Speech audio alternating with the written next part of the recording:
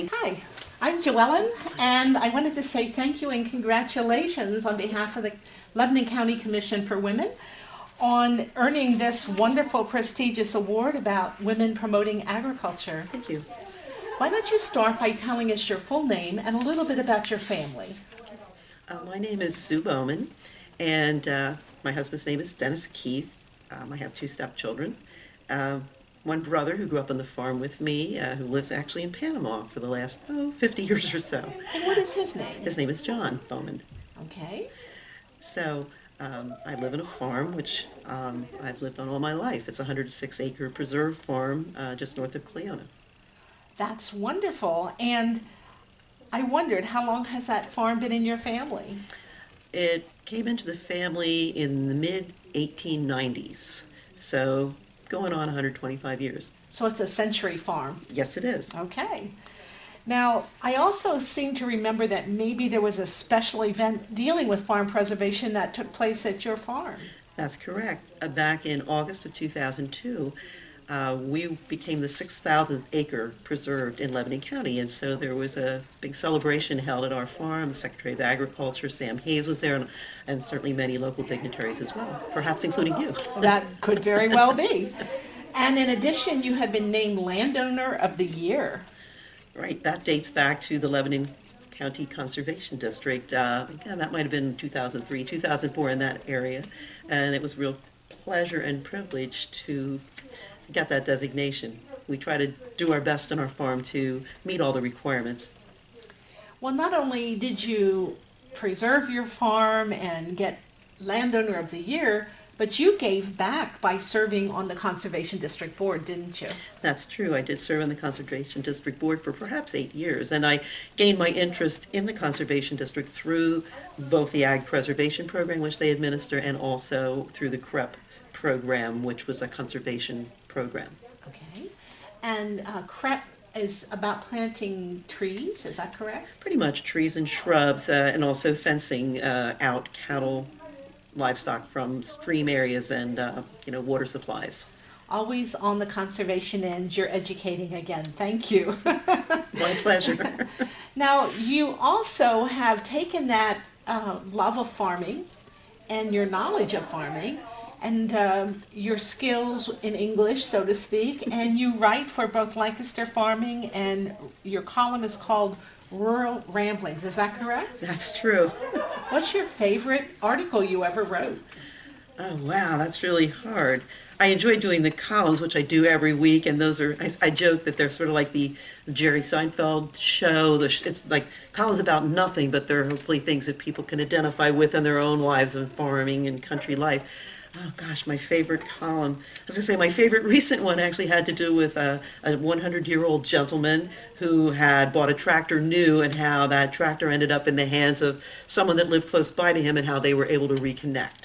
Oh, that's nice.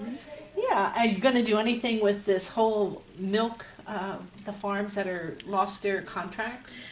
So I know that Lancaster Farming has been doing a lot of that from the hard news perspective. I've actually been thinking that I may want to do a rural ramblings regarding that.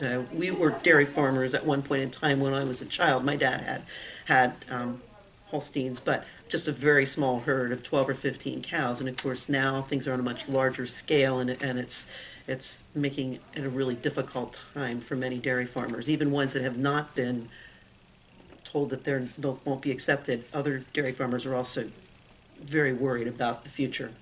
Yes, I understand. They always think, am I next? And everyone needs encouragement, and they need to know the community supports them and drinks their product, eats their cheese and Sure. butter and ice cream, etc. So thank you for continuing to raise awareness on behalf of all farmers.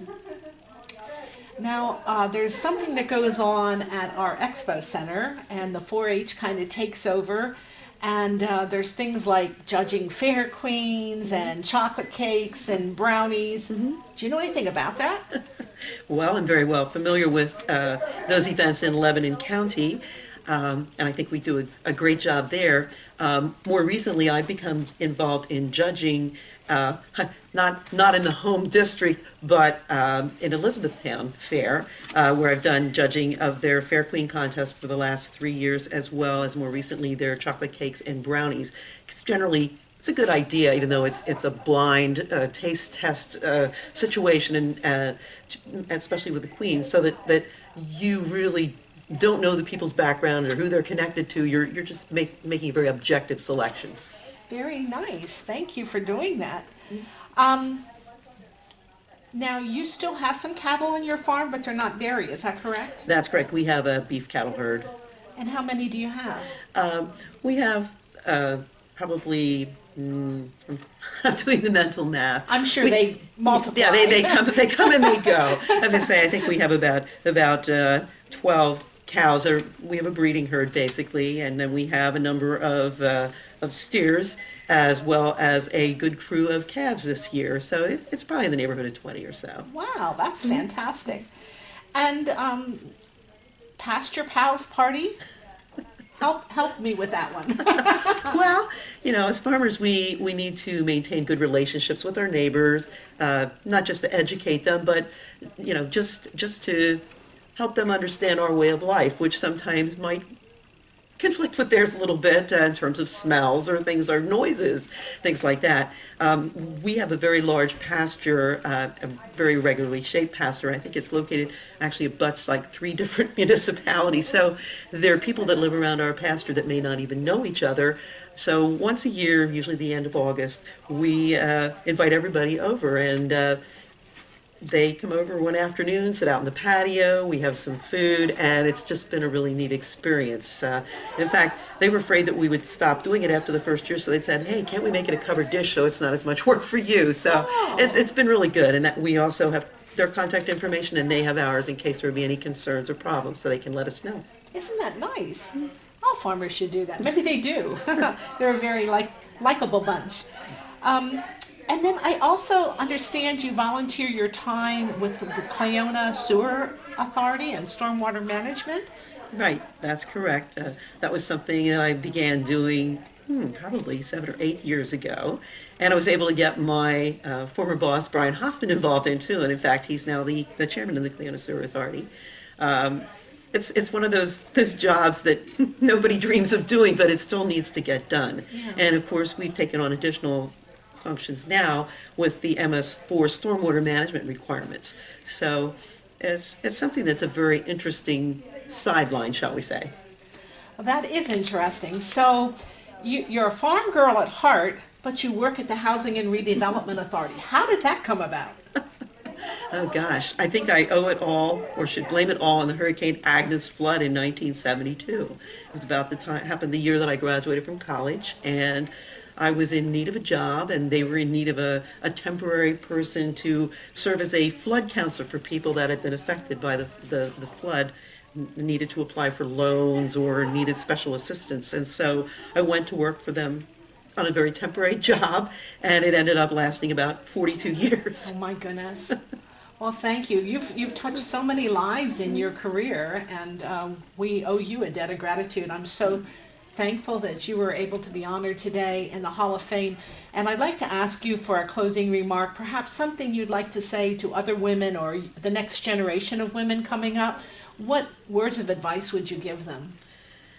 Wow, that's a tough one.